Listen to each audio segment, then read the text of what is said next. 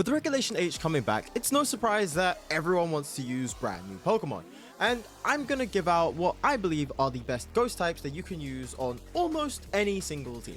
Welcome everybody to another Pokemon VGC video. It's me, Ketsu, and today we're gonna be looking at the top Pokemon that I believe are the best ghost types in Regulation F. So with ghost types being more prevalent, in my opinion, I think ghost types are just a really good typing in general within VGC. We have a lot of extra options now and a lot of extra team builds because of how open the meta has become. We've allowed, a lot more monsters to come through now, like Urshifu's back and, all the Paradox Pokemon are back and yada, yada, yada. We've got a lot more variety now to kind of mix around with things. So what better way to go through it than to talk about the new ghost types and potential old ghost types that might be, change up the formula a little bit here. So the first Pokemon we're going to go with here is Fluttermane. Of course, Fluttermane is going to be the main Pokemon everyone's going to use. It's going to be the main ghost type everybody uses, and quite right, it is absolutely insane. Look at the stats here. 135 special, 135 special defense, 135 speed. This thing is an absolute tank. This thing is an absolute brute force of nature, and this thing will clear a lot of Pokemon in like a really, really big swoop. So there are a few ways that you can build Fluttermane, and there's a few ways, that items work and moveset works and things like that. So we're going to be talking about a little bit of, all the nice things that you could do with Fluttermane. So for the first thing here is a Focus Sash. So we've seen Fluttermane have Focus Sash before in the past, and it's been really, really good, especially when it's paired up with things like Koraidon. It's been a really nice Pokemon here.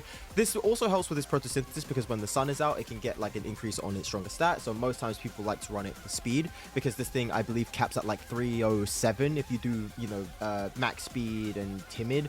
I believe with the photosynthesis boost it caps at like, I believe it caps at like 307, which is really, really insane. This thing outspeeds a lot of good Pokemon. Even just without photosynthesis boost, it still outspeeds a lot with 205. This thing is absolutely nuts. So yeah, so a lot of people, the way that they would run Focus Sash, so pretty much the nice way you can run Focus Sash is just giving it, the max of everything and just giving it a little bit into the defensive side. Because it's Focus Sash, you're not really that fussed about, taking a big blow. You're going to survive on 1 HP, and that's pretty much sometimes all Fluttermane needs to do, like a really, really big amount of damage. And it doesn't really make much like sense to not do this. You can, apply it in other directions. Like you can go, for a little bit more bulk. You can go like 140 here. You can add in like, maybe 100 into there as well. You can do like a little bit of random stuff here and there. And even, you don't even need that much onto the speed either. You can like rack up the speed down a little bit. I believe 180, or no, I believe 140 timid can outspeed, will always be able to outspeed a Roaring Moon. That also has a photosynthesis boost, so that's okay as well. So you could run something like maybe 124 HP, 100, and just put like a little bit in special defense if you really, really want to. That still lets you tank like a little bit here. You can run like the defense, you can run the special attack down a lot more if you really, really want to, because again, Fluttermane tanks like a lot here. Fluttermane tanks like a lot of good damage here, so you could probably run something like 188 HP, 124. Again, you've got like a lot of good stuff for you. You have a lot of good measurements here, but most times for a Focus Sash set, you would want the most maximum output, which would be max special attack and max speed. Next up is the Choice Spec set for Fluttermane, and this one's a little bit different. So again, kind of works well in the Sun team. Again, max speed as well makes it just hit really, really hard. And of course, you want this thing to hit first because you want this thing to outspeed things like Choice Scarf Urshifu, which is, one of the more common types of Urshifu. You want to outspeed a lot of Mons in Tailwind, which with photosynthesis boosts you can. So this, again, does help on a lot of Sun teams, and we've seen this work as well into the Gouging Fire King Gambit team that we've seen a lot in Regulation F as well. It's a very good team, and Choice Spec Fluttermane is the mon to go for that one as well. So it's a really, really good mon for that too. It packs a lot of damage. It already packs a lot of damage, so the fact that you're adding Choice Specs on top of that as well, you're packing an extraordinary amount of damage. So again, for the moveset here, you've got like Moonblast, Shadow Ball, you can run things like Dazzling Gleam as well for nice Fairy Spread, which is also really good. Then the fourth move can kind of be interchangeable. You've got like a lot of good toolkits for Fluttermane here. You've got Power Gem that can hit things like Volcarona and Incineroar, which Incineroar loves to hit Fluttermane with, especially if you're running in the sun. You've got moves like Icy Wind. You've got, I believe, Mystical Fire, which is really good. You've got Thunderbolt. You've got a lot of variation for Fluttermane. Like, you have a lot of good variation, and that last move can really be interchangeable, like however you see fit. This thing can be an absolute beast when you want it to be. And then lastly is the Booster Energy set. Again, probably one of the more default sets of Fluttermane, just to get that photosynthesis boost straight away. This is also really good because, you don't need to necessarily get a Sun team up. You don't need to get anything crazy like that. And this also gives Fluttermane a good excuse to be more of a supportive role. So for me personally, I like Fluttermane to kind of be that offensive support where I can kind of slow things down if I need to, but at the same time, I can also do damage if I need to, so I kind of like that mixture here.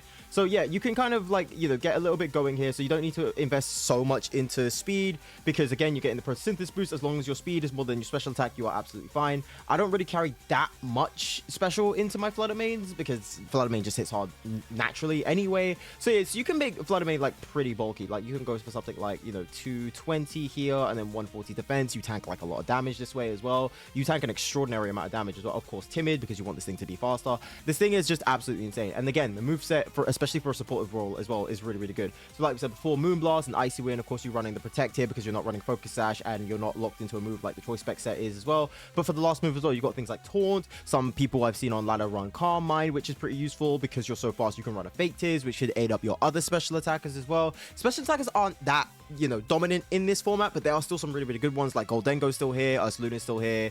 You've got like all these other good Pokemon as well, like all these other good special attackers here. So Fake Tears could work if your other, you know, if your other special attackers are around. Again, like Raging Bolt as well, for example. Raging Bolt is like one of the bigger ones as well. So you've got a lot. You've got a lot of things to help you out with this as well. You've got Perish Song for a little bit of trickeries here. You've got things like Thunder Wave, which can be really, really good. You've got a lot of good things for you. You've even got things like Misty Terrain if you want to, you know, shut things down like Rillaboom, which is also really, really interesting. I like this. I like this set for Flutter Mane. Honestly, Booster Energy Flutter Mane is like, it's a lot more diversity, and you can kind of change the Terra typings as well. Terra Grass for more defensive. The other two normally carry Terra Fairy because again, you want this maximum damage output here. But for Booster Energy Flutter Mane, you can go Terra Grass, you can go Terra Water. You can go for the offensive Terra Fairy as well. Nothing's really stopping you here.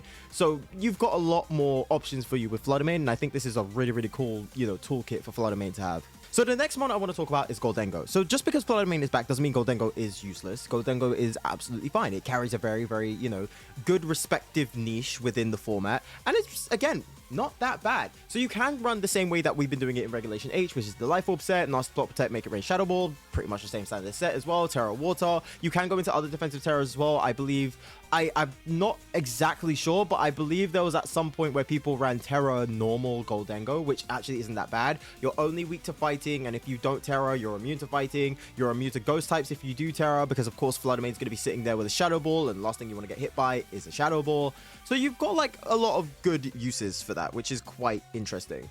So yeah, it's not too bad. I don't mind this set of Goldengo still. It can be pretty good. Terra Normal can also be something that really works, but Terra Water is more so the common trend here, because again, you can stay clear of things like Urshifu, you ignore Incineroar. You've got some good stuff going for you. It's not that bad. But the more common one that we're seeing now is essentially a Metal Coat Goldengo. This just helps boost up its Steel type moves. You're not really putting that much emphasis into, you know, Shadow Ball, or, you know, if you put in another move, it's not really, you know, focusing on that too much, so it's quite okay, because Life Orb's going more towards Pokemon like Raging Bolt and Landorus, Pokemon that can quite honestly use Life Orb a lot better than Goldengo in this format, because of course Life Orb is just a really good item and something that's got more, you know, special attack then Goldengo, that being Raging Bolt, can obviously benefit that a lot better. And Pokemon that just have, you know, a really good ability for it, like Landorus with Sheer Force and Life Orb, just hits absolutely hard as well. So you can kind of apply an extra modifier without needing Life Orb, which is, again, really, really cool and really, really solid. So like we said before, you know, the moveset can be good. You can do Nasty Plot, but we put Power Gem here for a little bit of diversity. We've seen the Power Gem set becoming more and more, you know, frequent ever since it's won at regional with Power Gem, and not including, you know, not including Nasty Plot, which has been quite nice. It still hits like a truck. It can still hit really, really good. You've got another good moves here as well. You've got like Thunderbolt if you really, really need to as well. So it's not the worst. It's not the worst that you could do for Goldengo. So it's okay. It still racks up really good damage. It can still one-shot Flutter Mane, which again is one of the main things that you're looking out for. So it's not too bad. Next one you've got is the Choice Spec set. So Choice Spec can also work on Goldengo as well if you really want it to work for Goldengo. Make It Rain, Shadow Ball, Thunderbolt. You can run a Dazzling Gleam if you really want to. I believe I saw somebody, I'm not sure if it was on GC recently or if it was on ladder, but I did see someone use a Terra Fairy Goldengo, which was honestly quite interesting. It was a very, very interesting tech, and I can see Terra Fairy Goldengo becoming quite useful. There is a little bit of niche there. It doesn't hit as hard as you think it would, but it still does the job for the most part. Like, it can still do a really, really good job. The next set that I think could also be really good is a Grassy Seed set. Again, going into Terra Water. I think Terra Water is honestly just the best set for Goldengo here. I don't really feel like there's much else to go for it here. Terra Dragon can work. We've seen Terra Dragon work in the past for Goldengo. We've seen, again, Terra Normal, like I mentioned before. But like, I think those are the top three Terras for Goldengo, unless you go Terra Steel for absolute offense. But apart from that, there's not really much else. But yeah, Grassy Seed can work if you pair it with something like a Rillaboom, so that way you get like a bigger defense boost, which is quite nice. You know, you can stand clear in front of things like Incineroar, which is always really good.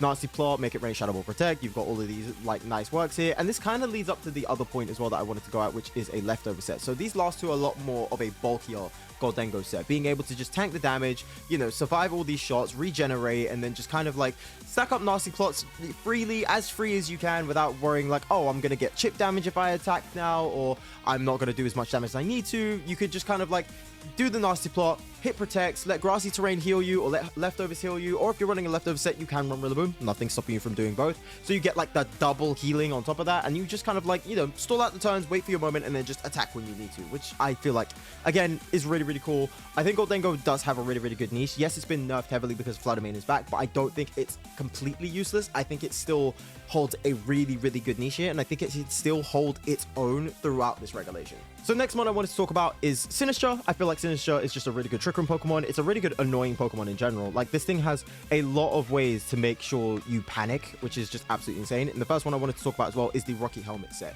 So Rocky Helmet is just really bad because it's essentially the same set as you would see for something like Amoonguss. You would, you know, distract mainly Urshifu, and then yeah, the Rocky Helmet will go through. You're resistant because, you know, grass typing, and you just wouldn't be able to work. Your Urshifu wouldn't be able to function as long as that Sinistcha is there, because you're immune to fighting type moves.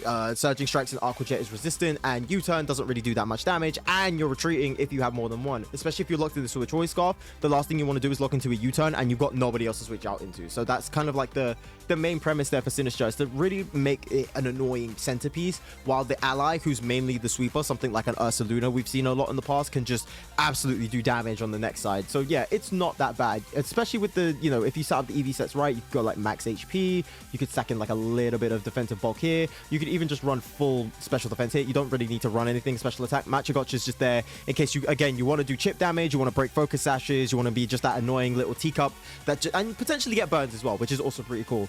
So yeah, so you just get like these little chip damages in, and you heal at the same time as well. It's just a nice way to get like quick healing and damage at the same time. Otherwise, you've got things like Life Dew, you've got Trick Room, of course, and of course Rage Powder, which is like one of the main moves that Sinistcha kind of wants here. The next set is a Citrus Berry. I think Citrus Berry can also work for Sinistcha pretty well. Being able to just heal yourself up really quickly and really nicely. You can do other options here as well for offensive coverage. You could do like Shadow Ball if you really want to. You've got Scald, I believe. You've got like all of these really good moves for you as well, which isn't actually that bad. You've also got Strength Sap, which can heal you a lot, and also, you know, do a -1 on the physical attack. So things like Incineroar, Rillaboom, Urshifu, all of these Pokemon are going to hate it. All these Pokemon are going to absolutely hate it, and you essentially get full HP immediately. I think as long as they're a physical attacker, I believe Strength Sap can just heal you like immediately, like practically going up to full HP. So yeah, as long as there's someone next to you that is a physical attacker, you could just Strength Sap them, get like a whole bunch of HP back, and it will just be an absolute nightmare to get rid of this thing, because not only you're getting HP back, you're also chipping their attack away, their main attack away. So if you've got something like, you know, that's something like a Rillaboom, this thing is never getting rid of Sinistcha. Something like a Rillaboom or something that's resistant to grass, like that just gets hard walled by grass, is never getting rid of Sinistcha, and it's just such a pain after that. And the last set I wanted to go with was the Mental Herb set. So this is a nice way, again, especially if you want Sinistcha to be your main Trick Room setter, or if you're really worried about, you know, these pranks to taunt Pokemon like Tornadus or, you know, Whimsicott. You've got just these really annoying options here. So that way it's like you kind of have to double focus a taunt, which kind of just essentially wastes a turn for your opponent. Mental Herb can, you know, check out really well here, especially again if they're not ready for things like a Trick Room. You could just shut this down really well. It saves you from having to, you know, pull in Pokemon early like Indeedee or Farigiraf. So it just makes things a lot more easy here. And of course, you can't really get, you know, Spored because it's a grass type.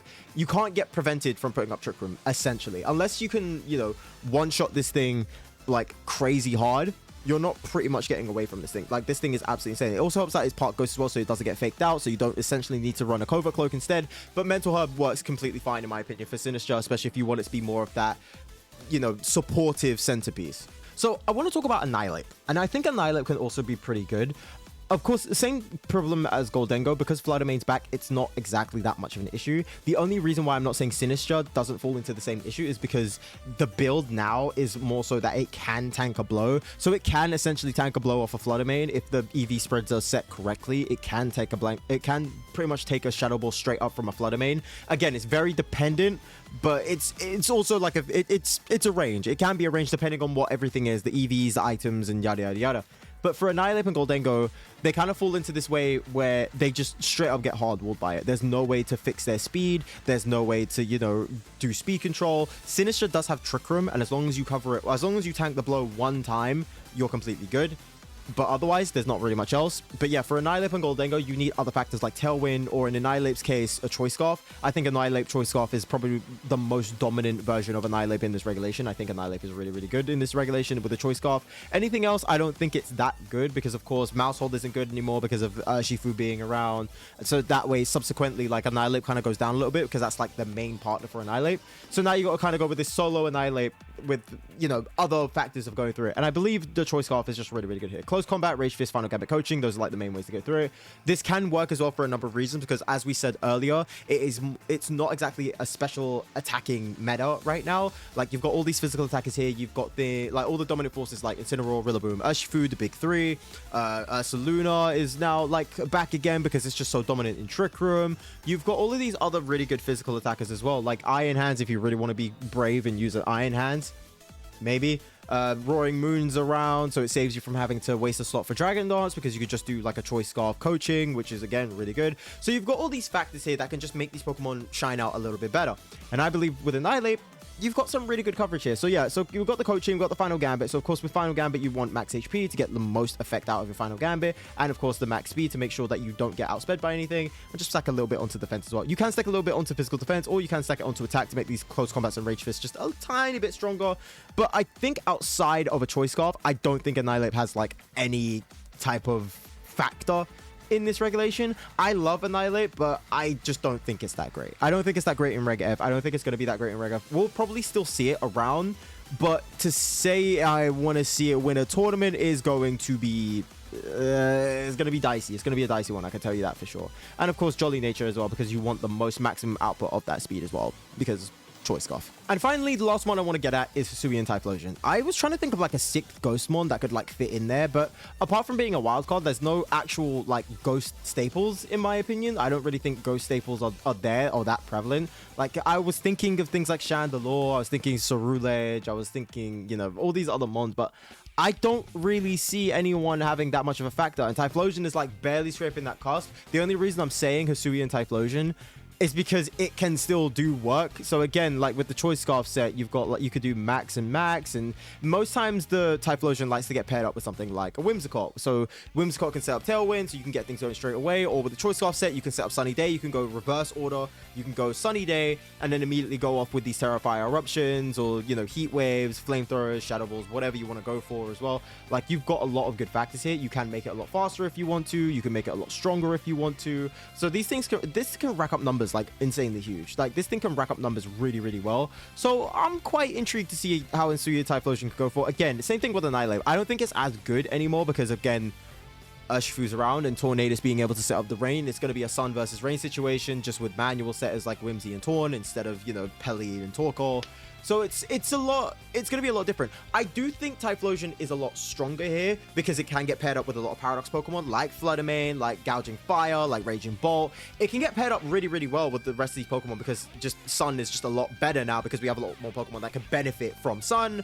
I just don't think that Hisuian Typhlosion itself is that great because Incineroar's still here, Urshifu's now back, Fluttermane's still going to be faster.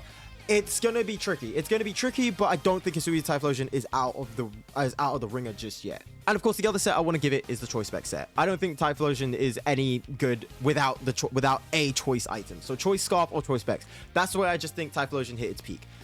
You can run it with a Focus Sash, but I don't think that's going to be potentially worth it because you want the maximum damage output, you want the maximum speed output. So I don't really see Hisuian Typhlosion being anything more than just a choice Pokemon in the sun. It's pretty much like formed itself into this one specific niche where it needs to be in the sun for it to work.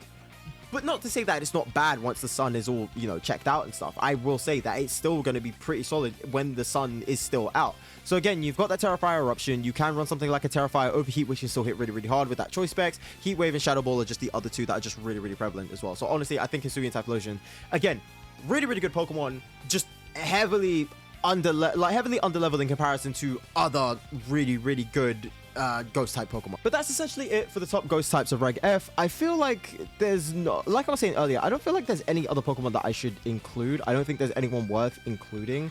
Again, I was thinking of other Pokemon as well. Like there could be some other random factors here. Like you could do something, like I was saying Chandelure could be something.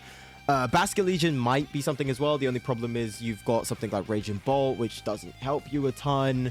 Raging Bolt just absolutely shuts this thing down like insanely hard. But Basculegion could be something. It could be kind of like this weird, you know, anti-meta, well, not anti-meta. It would just be like this weird pick. It would be this weird wild card, I guess. Hisuian Zoroark could also be something. You could run something like maybe a Dusclops. Dusclops could still probably be a decent Trick Room user. Maybe because it's just so bulky. Same thing as Sinistcha. It can tank a Shadow Ball or Flutter Mane. So maybe it could do something, potentially. Oricorio, I don't think is going to do anything. I don't think a lot of these ones are going to really do anything else. But yeah, for the most part, I don't even think Dragapult is going to be that good anymore because it's just so frail to Flutter Mane, and Flutter Mane just outspeeds this thing like 9 ways to Friday. It is so insane. This thing just gets absolutely outsped by Flutter Mane. This thing literally gets hard-walled by Flutter Mane. It's absolutely nuts. But of course, guys, let me know how you feel about the ghost types in Reg F. Let me know in the comments below. And of course, guys, I hope you enjoyed. And if you did, leave a like and always hit that subscribe button. You guys are always welcome back, and I will see you all in the next video. Take care of yourselves, and I'll see you all later. Okay, bye.